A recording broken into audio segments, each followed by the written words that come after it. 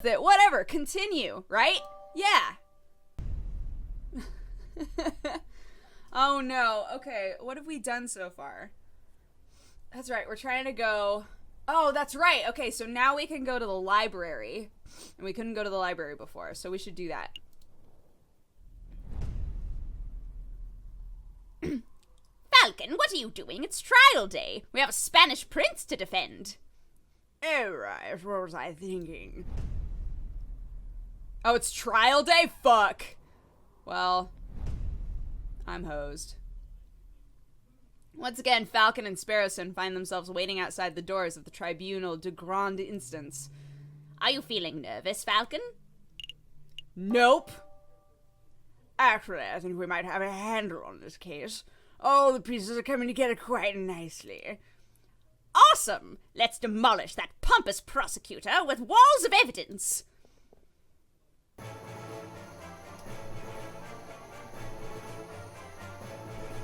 Ahem.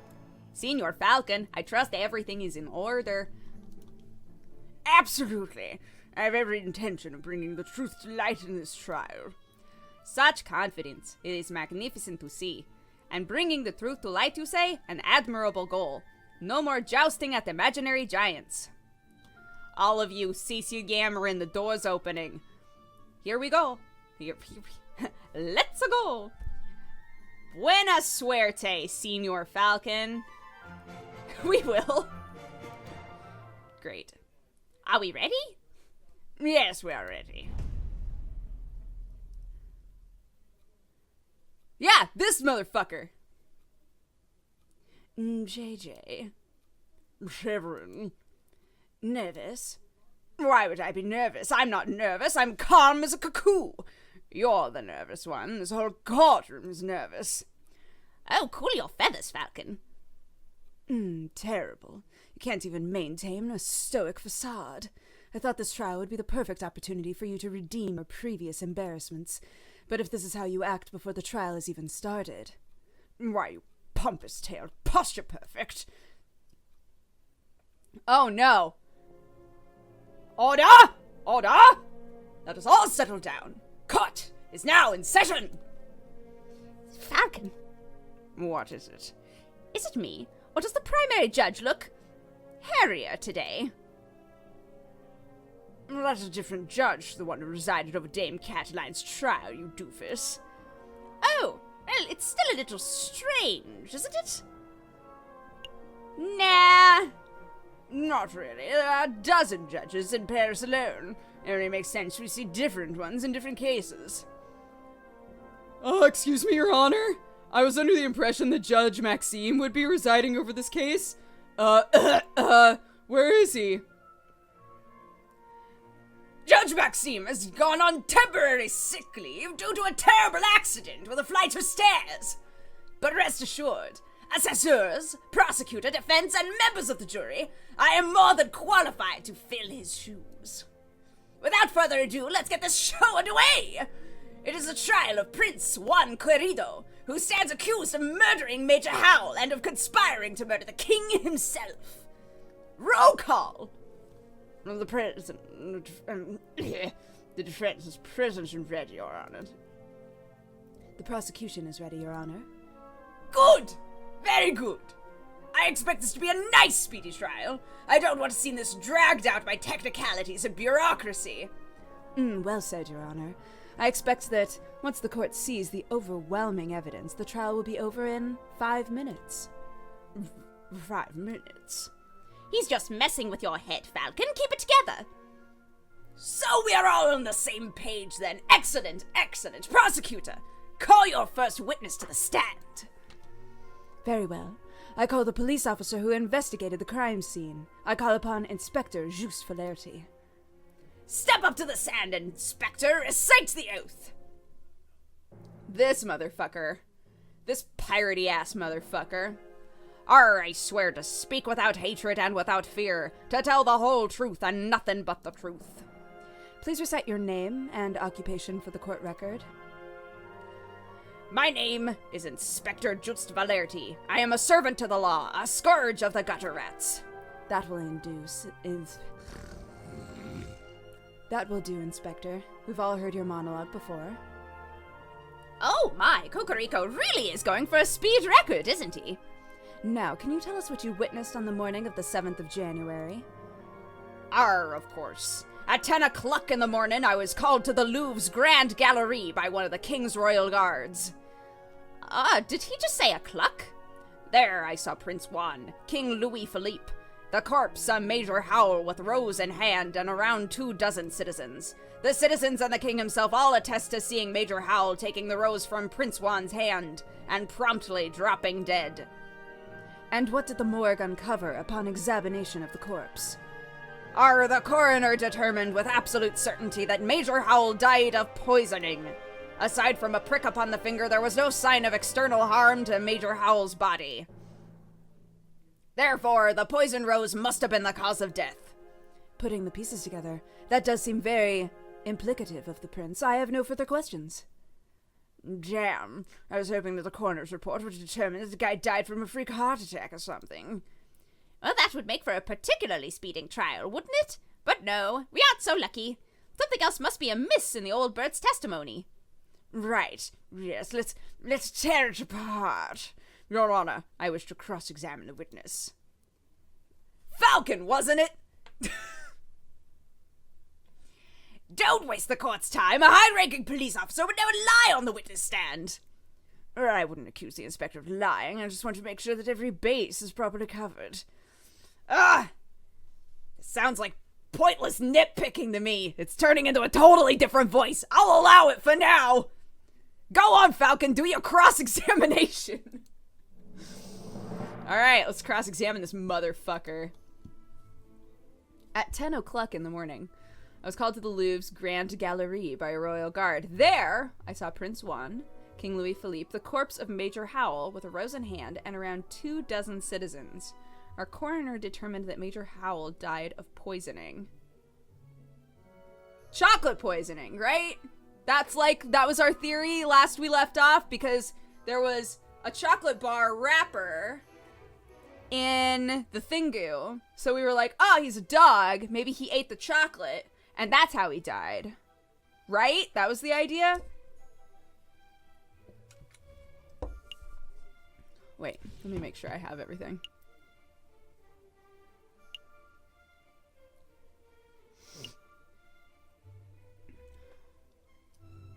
Book page of Don Quixote. Poison Rose.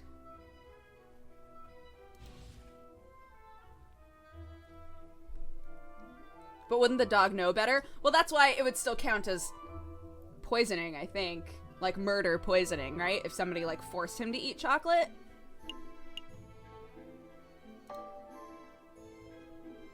Inspector, you say that the coroner determined with certainty that Major Howell was killed by poison. Correct. He stated the signs and symptoms were textbook. There's no possibility his death was natural.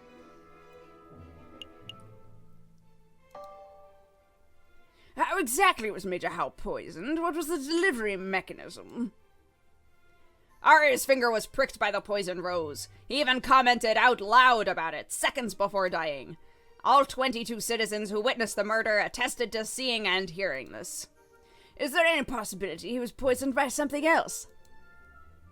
What an absurd thing to ask, JJ. You just heard that 22 people saw the victim prick his finger and die.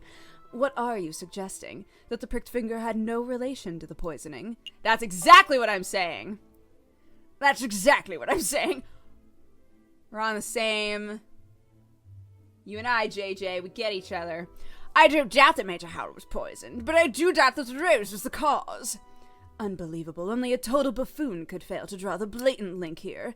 JJ, as tempting as it is to sit here and lecture you on the basics of cause and effect, I'll end this discussion painlessly. Inspector, please tell the defense that you found traces of poison on the thorns of the rose itself. That should alleviate all doubt that the rose was, in fact, the poison delivery mechanism. Actually, I can't tell him that. I dread to ask, but why not?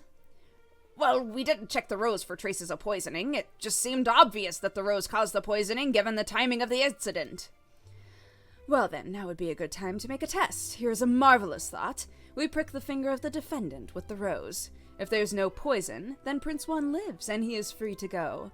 If the rose is poisoned, then the prince dies, but that's okay, because the punishment would be just and fitting of the crime. Damn, Cocorico!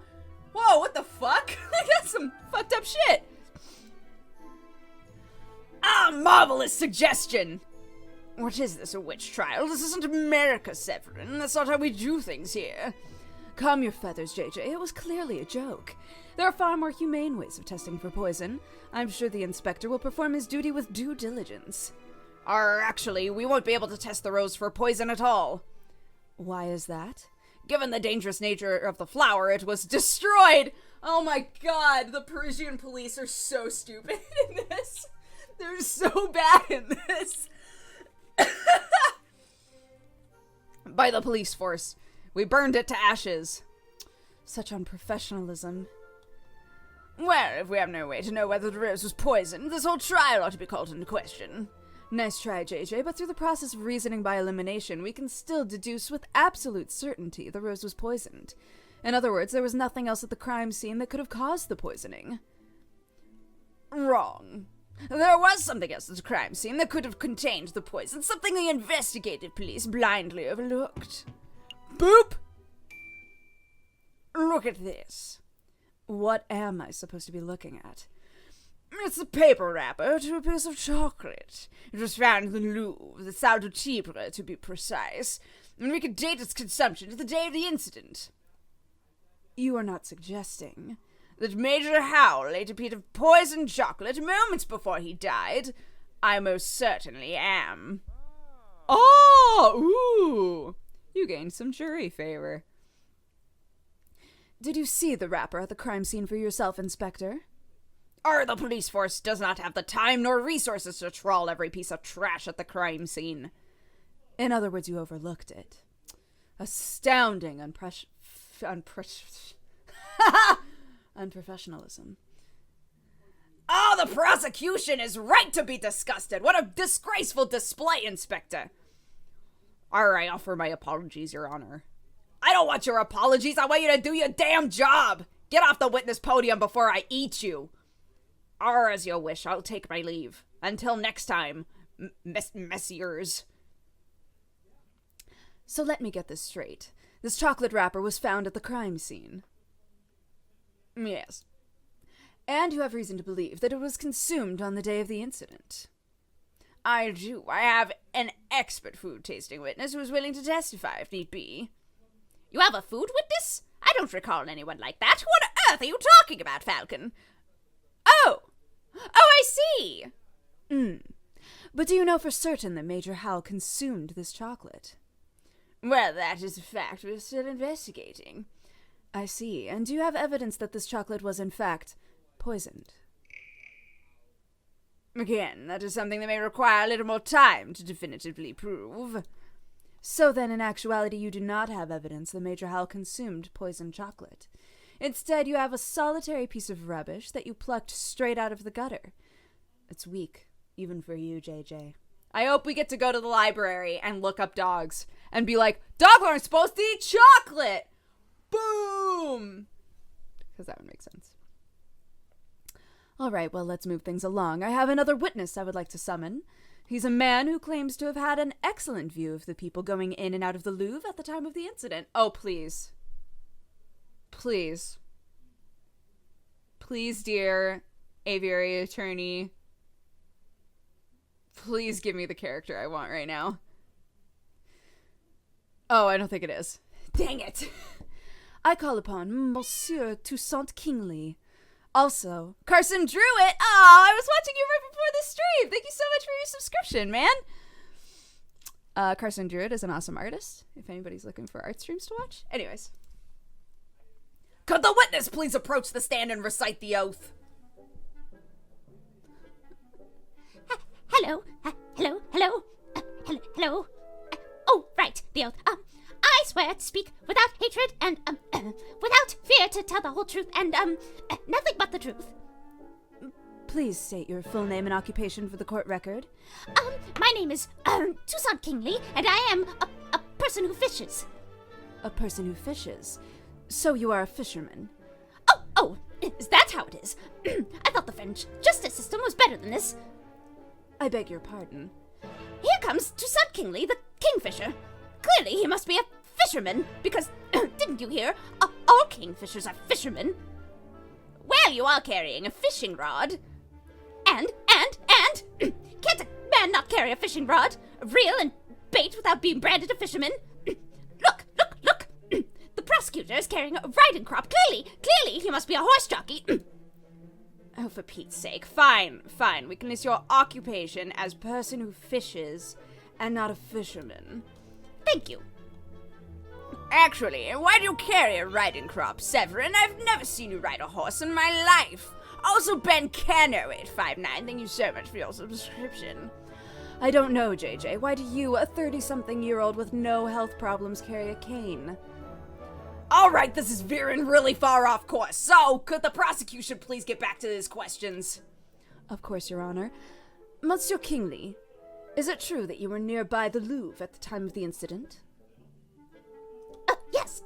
I was sitting upon a railing of the Pont des Arts. The Pont des Arts, that is a new bridge that's just a stone's throw from the Louvre's south entrance, correct? That's right, yes. And what were you doing at the time of the incident? I was fishing. Kingfishers, am I right, Falcon? So you would have plenty of opportunities to see the people who entered and exited the palace. Can you tell us who you saw? Well, the Louvre's a busy place. Naturally, I saw lots of people. But at 9 a.m., I saw the king, Louis Philippe himself, enter the building. He was surrounded by his entourage, of course. Then, around 9:30, I saw this shifty-looking fox lurking around the entrance. Your Honor, I object to the witness's use of the term shifty-looking. It is vague and a biased description.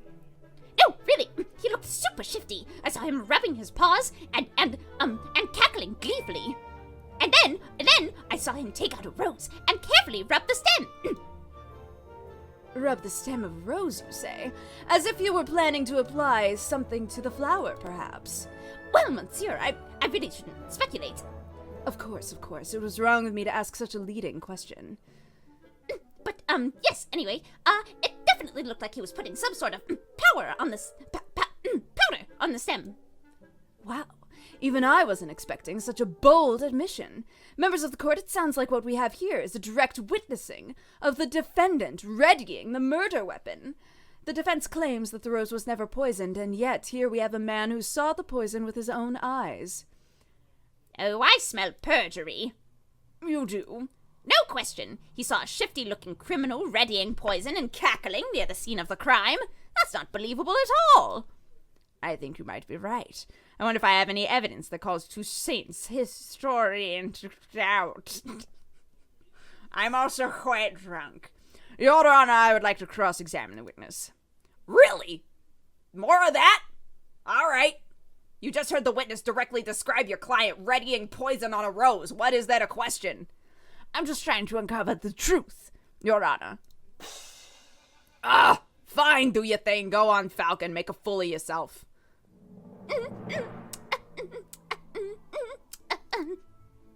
I was sitting upon the Pont des Arts at 9 a.m. Saw the king and his entourage enter the building. Around 9:30 a.m., I saw this shifty-looking fox lurking around the entrance. Saw him take out a rose, carefully rub the stem like he was applying some sort of powder.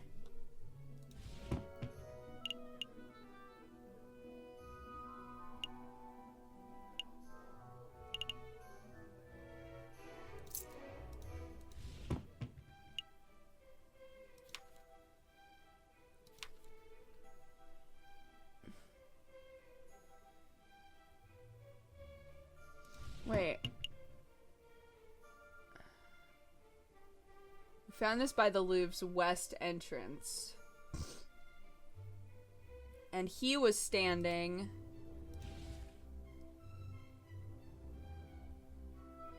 Pont des Arts was like... Oh. Wait. Can I not look at the map? I think I just want to be able to see the map.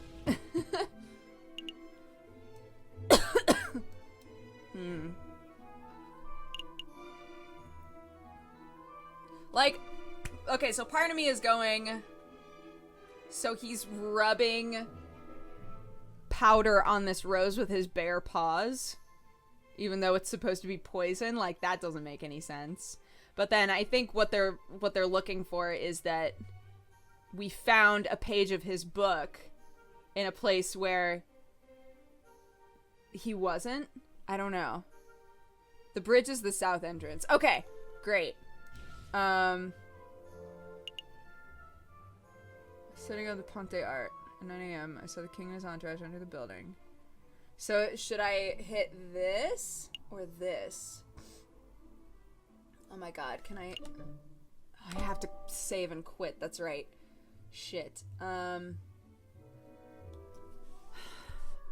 was sitting on the Ponte Art. I'm not trying to say that he wasn't sitting on the Ponte Art. What I'm trying to say is that he didn't see one, right? So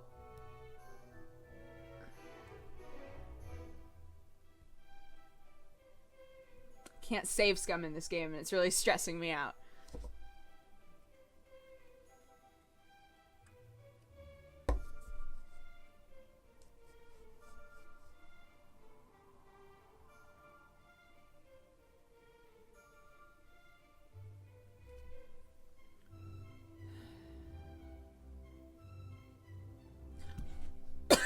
I'm gonna go for this and hope. Fingers crossed. Can you fail the trials? I haven't yet, but I've only done one trial. This is my second trial, so I'm like, okay, I'm gonna do this. Monsieur Kingsley, you say you were sitting among the railings of the Ponte Art on the morning of the incident. Yes. Ah, perfect. Oh, thank goodness. Monsieur Kingsley, you had a good view of the Louvre south entrance, didn't you? Oh, yes. The Ponte Art is a great vantage point for seeing the Grand Galeries outside. What about the other entrances? The other entrances? You mean like, if you were to be entering from Tuileries Garden or the Place du Carrousel? Oh no, I couldn't possibly see those areas from the bridge. But of course that isn't relevant. Monsieur Kingsley witnessed Prince Juan entering the south entrance with flower in hand, and that is what counts. What if he came from another entrance? But what if Prince Juan didn't enter from the south entrance? What if he approached the Louvre from the west, right?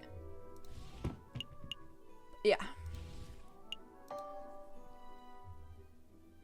Tuileries Gardens to the west.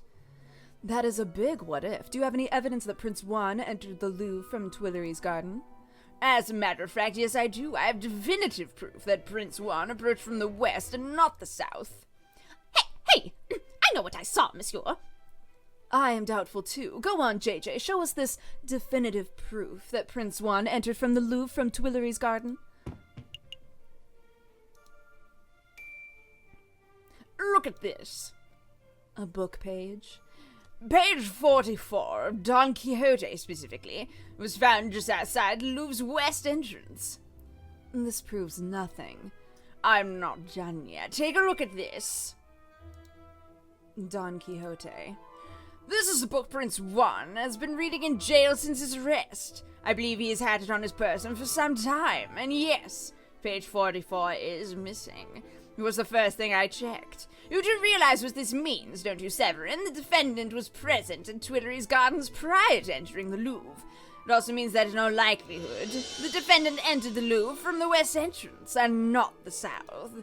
He could not possibly have been seen by Monsieur Kingsley from the Ponte Art. What? I know what I saw, monsieur. A fine theory, Falcon, but maybe the defendant took the long way around. One could still travel from Tuileries to the Louvre's south entrance by walking along the river.